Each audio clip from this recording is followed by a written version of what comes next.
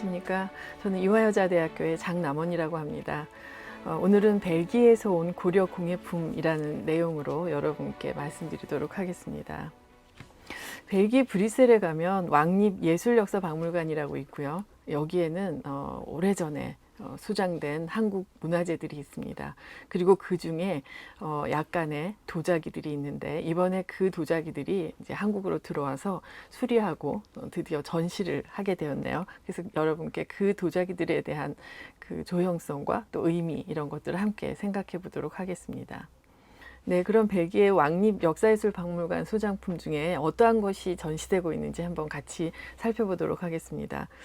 우선 도자기 6점 그리고 금소품 2점으로 되어 있는데요. 한번 어떤 것들이 있는지 볼까요? 청자상감 표주박 모양 주자, 여기에는 지금 포도 넝쿨하고 고기 같이 감싸고 있는 어린아이들의 모습이 같이 그려져 있습니다. 상감으로 하얀색, 검정색 이렇게 같이 상감 기법을 사용해서 아주 아름답게 만들어진 것인데, 위에 보시면 위에 목 부분이 지금 없는 상태였어요. 그래서 그것을 이번에 수리해서 지금 오른쪽 그 유물들, 굉장히 비슷하다고 생각되는 그 고려 후기의 유물들을 서로 복원하고 그 고증하는 그런 과정을 거쳤죠. 그래서 완성된 상태로 이제 볼 수가 있는데 지금 이런 모습입니다. 그래서 꼭지도 붙이고 뭐 주구랑 손잡이들을 조금씩 수정한 그런 모습이죠.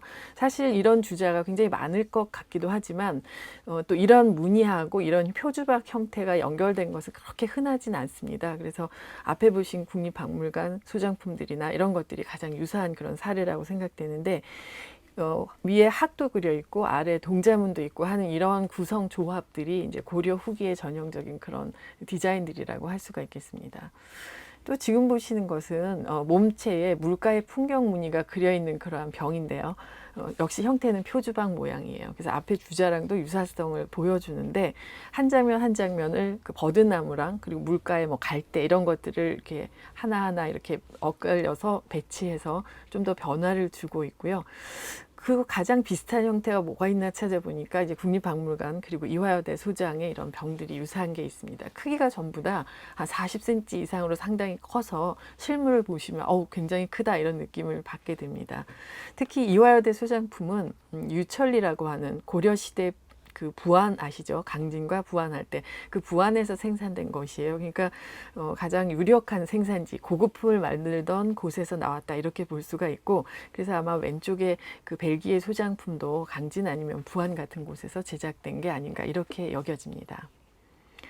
지금 보시는 것도 문양은 거의 같아요. 그런데 다만 윗부분 형태가 조금 다르죠. 그래서 나팔처럼 살짝 벌어진 그런 병이 되겠습니다.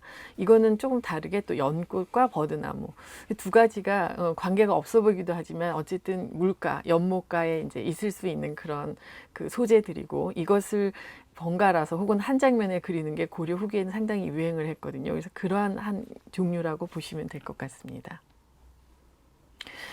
그리고 이제 발이 2점 있는데요. 그 왼쪽에 있는 것과 오른쪽 그 모서리에 있는 게 서로 다른 거예요, 지금. 근데 둘 다 보면 문양 상당히 비슷해서 전체에 구름이 하얗게 떠 있고 그 사이사이에 이제 학이 날고 있어요. 우리가 흔히 운항문이라고 부르는 고려 때 굉장히 유행했던 그런 문양 중에 하나인데, 뒤집어 보면 왼쪽 거에는 규석 받침이라 그래서 상당히 고급스러운 도자기를 만들 때 사용하던 그런 받침들을 쓰고 있는 것을 볼 수 있습니다. 자, 근데 이거는 뭐하고 비슷하냐면요. 바로 기사라고 써 있는 이 대접하고 상당히 비슷해요. 그래서 기사가 언제인가 하고 보니까 기사년을 뜻하는 거고 1329년이라고 하는 연도를 말하는 거거든요. 그래서 고려 후기 14세기에 제작된 것이고, 아마도 강진에서 이것을 제작해서 뭔가 이제 세공, 공납을 하는 이런 과정의 편의를 위해서, 그리고 물량과 수량들을 체크하는 과정에서 이런 걸 새기게 한 것 같아요. 그런데 그 벨기에 소장품에는 기사라는 글자는 없습니다. 하지만 그 상태, 문양 구성이라든가 또 운항문들이 배치되어 있는 부분, 디테일은 좀 다르지만 같은 형식이다 이렇게 볼 수가 있겠고, 또 오른쪽 편에 있는 것도 역시 마찬가지인 것 같습니다.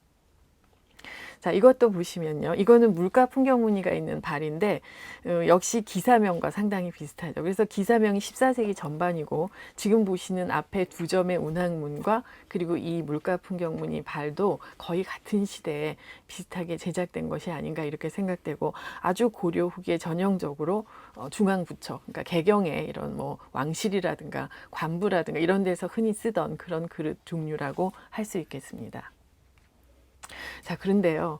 도대체 이 8점의 유물은 어떻게 벨기에까지 여행을 하게 된 것일까요? 이게 상당히 궁금합니다.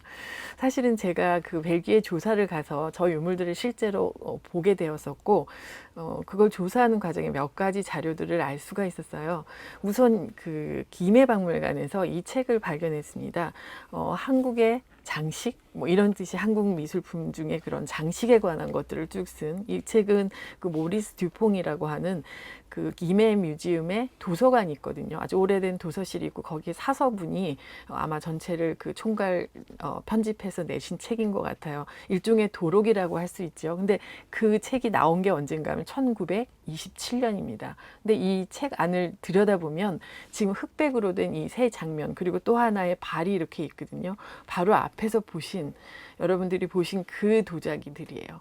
그럼 어떻게 이게 여기에 이렇게 있고 이게 이렇게 같지라는 게 되게 궁금해요. 그래서 그 목록을 한번 읽어봤습니다. 오른쪽에 보면 이 도록에 수록된 목록들이 이렇게 써 있고 그 내용을 자세히 읽어보면 그 중에 보아스 르벨 컬렉션이다 라는 그 소장자의 이름을 밝히고 있습니다.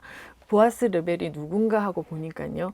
확정할 수는 없지만 분명히 이 사람들일 것 같은데 19세기 중반에 파리에서 그 개업을 한 회사인데 뭐 하는 회사냐면 그 성화 같은 것들을 기독교 그 미술품들을 만드는 그런 회사였어요. 근데 굉장히 그 인쇄 같은 거 하고 뭐 이랬는데 굉장히 잘해서 교황청에 주문을 받고 뭐 이랬던 곳입니다. 그러니까 이 사람들이 19세기 중반에 그 회사를 만들어서 1960년까지의 회사가 존속했다고 하니까 아마 당시에 상당히 파리에서 돈도 잘 벌고 굉장히 잘 나가는 회사가 아니었나 싶고 그래서 그 회사에서 그 가문에서 이것들을 수장하고 있었지 않나 이런 생각이 듭니다.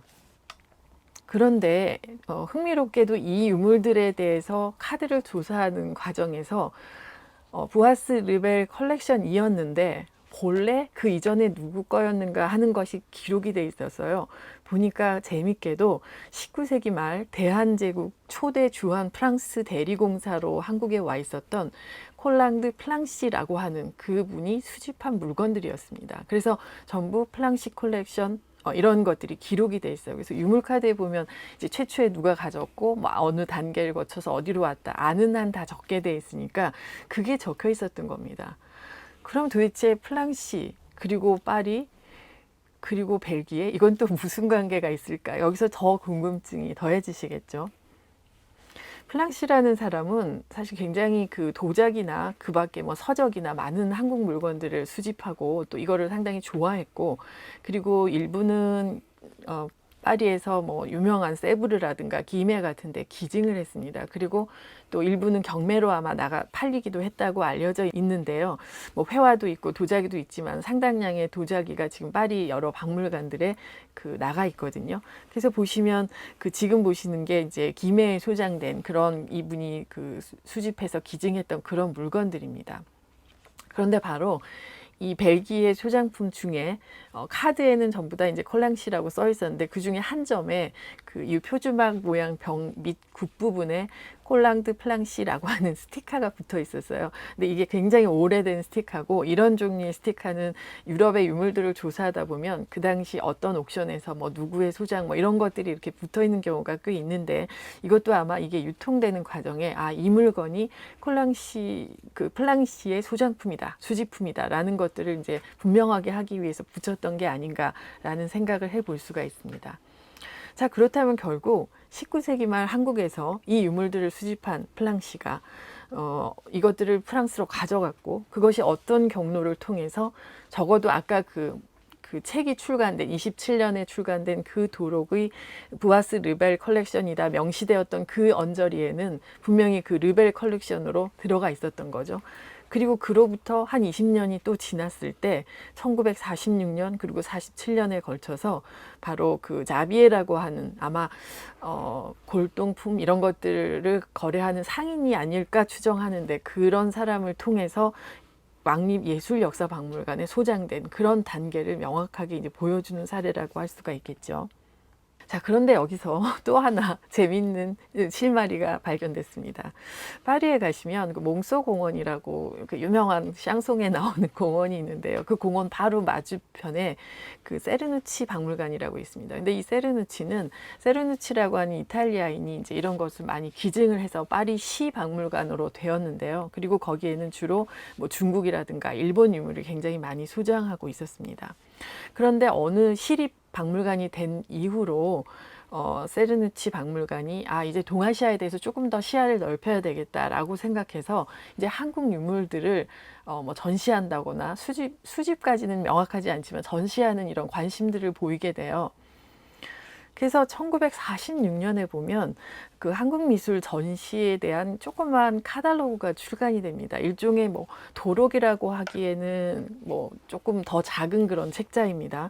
근데 메델레인 데이비드라는 사람이 쓴 걸로 되어 있고 이 책을 보면 전체 도자기뿐만 아니라 뭐 한국의 서예, 뭐 회화, 그리고 도자기 뭐 여러 가지에 대해서 역사에 대해서도 개설적으로 들어 있고요. 특히 그 내용을 열어보니까 도자기 부분에는 사실 앞에 있는 그런 거에 대한 설명은 없고 뭐 비색청자, 비색이라든가 혹은 고려도경에 나오는 것 같은 그런 얘기들이 조금 써 있었습니다. 그런데 그 흥미롭게도 이 책이 나오던 46년이 이 세르누치 박물관의 관장을 누가 하고 있었냐면 김해박물관의 아시아 담당 수석 큐레이터가 이 미술관 관장을 겸하고 있었던 거예요. 그러면서 한국 미술에 대한 이런 전시가 열리고 그리고 그거에 대한 참고 조그만 그 도록 같은 그런 게 이제 출간된 그런 셈인 거죠. 그러니까 어떻게 보면 프랑스에서 처음으로 이런 안내서 같은 게 공식적으로 나온 거고 그게 우리가 생각하는 그런 다른 박물관이 아니라 들어본 적도 없는 세르누치 박물관 이게 어디지라고 이제 흥미를 끌게 되었습니다. 그러면 그 전시품들이 이 꼴랑드 플랑시의 그 유물들이 이 전시에 나왔었나 안 나왔었나 하는 것들을 어떻게 확인하게 됐는가 하면요.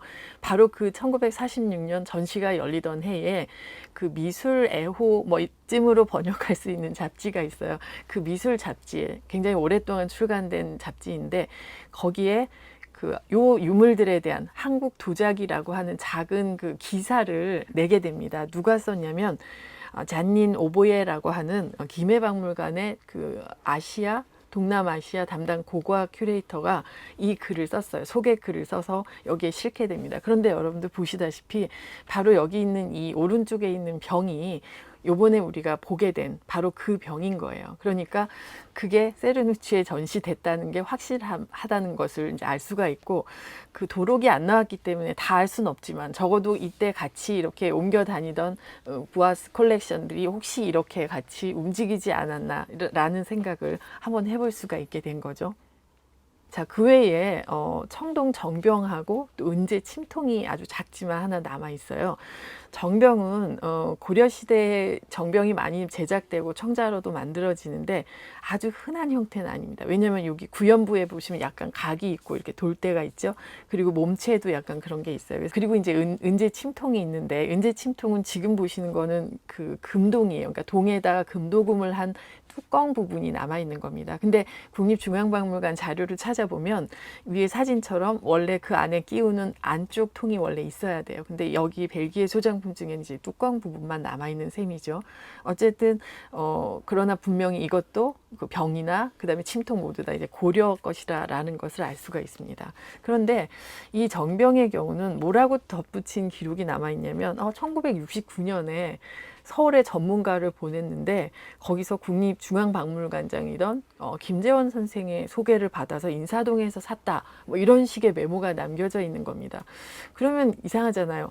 46년에 파리에서 전시가 됐고 그 다음에는 이제 지금 그리고 아까 말씀드린 자비에라는 사람을 통해서 이제 나중에 들어가게 되는데 벨기에로 뜬금없이 또 69년에 어떻게 국립박물관 쪽으로 사람을 대서 어떻게 이걸 사갔지, 이런 게 조금 궁금할 수 있잖아요.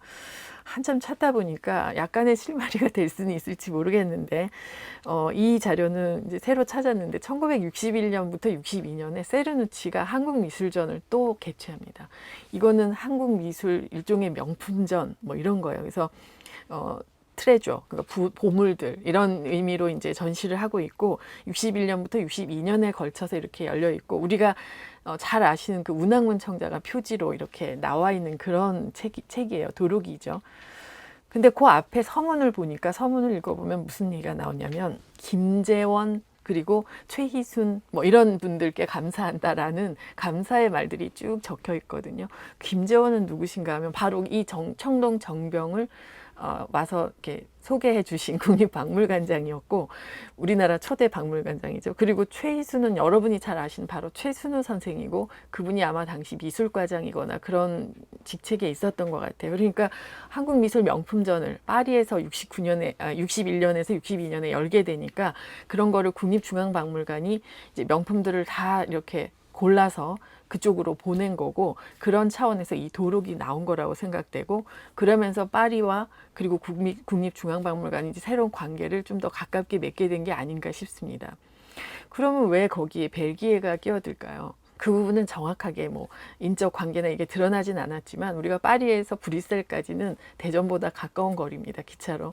그리고 아마도 굉장히 그런 처음에 46년도에 세르누치 전시들도 아마 벨기에나 유럽 전체가 보고 있었을 거고, 또 61년, 62년에 걸쳐서 열린 한국미술 명품전도 봤다고 생각해요. 왜냐하면 이 62년 전시는 그전 57년인가에 미국에서 열렸던 순회전 이어서 아마 열린 걸로 알고 있는데, 그렇다면 이제 서방 세계가 한국의 명품들, 한국의 문화재에 대해서 이제 관심을 갖기 시작한 거죠. 그러니까 벨기에도 분명히 자기들도 그러한 한국 유물이 있는데 이러이러한 게 좀 더 필요하다라는 생각이 들었다면, 이런 채널들을 통해서 구하려고 하지 않았을까라는 생각도 해볼 수가 있었습니다.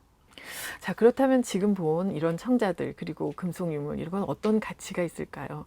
대부분 보니까 한국 그 고려의 후기에 만들어진 그런 유물들입니다. 우리나라에서 유럽으로 한국 도자기들이 전래되는 시기는 이미 19세기부터 시작되고 있고, 20세기 들어가서 이제 더 가속화되게 되는 거죠. 한국이 개항을 하고 여러 나라들과 그 조약을 맺고 외교 관계가 이제 열리게 되면서 그런 일들이 일어나게 되는데요. 뭐 외교관이라든가 뭐 의사, 교육자, 군인, 뭐 선교사들, 이런 루트를 통해서 이제 전래됐다고 보고 있습니다. 19세기 말 조선하고 유럽 국가들이 서로 관계를 맺긴 하지만, 그래서 유럽이 한국에 대해서 인식을 하기는 했지만, 그 관심은 애초에 뭐 미술품 이건 아니었을 거라고 봅니다. 그래서 이 민족이 대체 어떤 사람들인가, 인류학적인 관심, 역사적인 관심, 그런 거라고 생각하는데요. 그런 것들이 이제 차츰 시간이 지나면서 그 유물의 조형적 가치, 뭐 가격, 수집 의미, 이런 것들을 부여하게 된 게 아닌가 싶습니다. 그리고 그때 가장 중심에 있었던 것이 바로 고려 청자였습니다. 가장 대표적인 경우로 뭐 영국의 V&A에서 빅토리아 앤 앨버트 뮤지엄이 한국 유물들을 살 때 경우를 보면 르블런드 컬렉션이라는 그런 것들, 그 컬렉션들을 전시를 하고 도록을 내고, 그리고 그쪽하고 이렇게 섭외를 해서 그 유물들이 결국 100여 점 기증되게 되는 그런 절차를 보이거든요. 그래서 아마도 그런 경우들이 유사하게 일어나지 않았나 싶습니다. 그런데 프랑스의 경우는 더 그래요. 그래서 플랑시 같은 사람들이 굉장히 외교적으로 도자기를 가지고 많은 활동들을 했기 때문에 더 일찍부터 그걸 인식하고 있었고, 그리고 그 보내진 그 고려 청자라든가 한국의 도자기들을 저 세브르 같은 데서 요읍 시험소에서 만들어 보기도 합니다. 뭐 그걸 응용해서 다른 제품이지만 한국 도자기를 응용한 물건들을 만들기도 하거든요.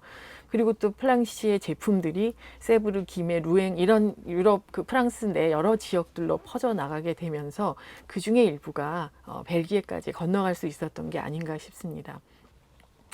근데 흥미로운 건 1900년에 이제 파리 만국 박람회가 열리거든요. 그때 그 세브르에 기증했던 물건들이 한국 대표 주자로 이제 나가게 된다 그래요. 그래서 그때 이제 도자기 전시를 이미 시대를 구분해서 이거는 고려, 이거는 근대 이런 식으로 이제 전시를 하게 되는데, 그 중에 그 콜랑드 플랑시를 돕고 그 친구였던 모리스 꾸랑이라고 한 유명한 사람이 그 회고문에서 뭐라고 하냐면, 아, 근대 도자기는 좀 조잡해서 좀 그렇다. 하지만 고려 후기에 이 상감청자들은 프랑스에 지금 잘 고려 거를, 한국 문화를 모르는 사람들에게 홍보하기에 아주 적절한 유물들이다라는 그런 의미를 부여합니다. 제가 볼 때 이런 관점은 플랑시도 거의 동의하지 않았나 싶고, 모리스 꾸랑 같은 사람들의 그런 견해는 주변에 많은 영향을 줄 수도 있었다고 생각합니다. 왜냐하면 이 사람이 파리 만박에 그 유물들을 그 셀렉트하고 또 전시회도 참여했던 사람들이기 때문이죠. 자, 우리는 이렇게 해서 그 청자 6점 중에 5점이 콜랑드 플랑시의 수집품이었고, 그리고 또 27년에는 듀퐁의 책에 부아스 르벨사의 소장품이었다라고 명기되었다가, 또 46년에는 시립박물관인 세르누치에서 한국 전시에 또 출품되기도 하고, 그러다가 그 전시, 바로 46년 전시 바로 끝나고 벨기에로 넘어가게 되는 거거든요. 그러니까 이 입수된 과정들이 상당히 흥미롭다고 생각됩니다. 특히 19세기 말에서 20세기 초까지 프랑스에 건너간 일련의 그 고려 청자들이 결국은 1920년대 그리고 40년대를 거치면서 장소 그리고 시간 이런 것들을 이렇게 바꾸어 가면서 점차 그 관심과 의미가 증폭된 게 아닌가, 이런 생각이 들고, 결국에는 벨기에 왕립 역사예술박물관까지 넘어간 것이 아닌가, 수장되게 된 것이 아닌가, 이렇게 생각됩니다. 그래서 작은 몇 점 안 되는 이 벨기에 소장품들이지만 고려시대 한국 그 도자기, 고려 청자들이, 그리고 특히 유럽 사람들, 특히 파리에서 굉장히 한국을 알리기에 적절하다라고 인식했던 고려 후기의 상감청자들이 유럽으로 전파되는 그런 과정을 상세하게 보여주는 굉장히 소중한 사례가 아닐까, 이렇게 생각합니다. 이상으로 벨기에에서 온 고려 공예품에 대해서 함께 이야기해 보았습니다. 감사합니다.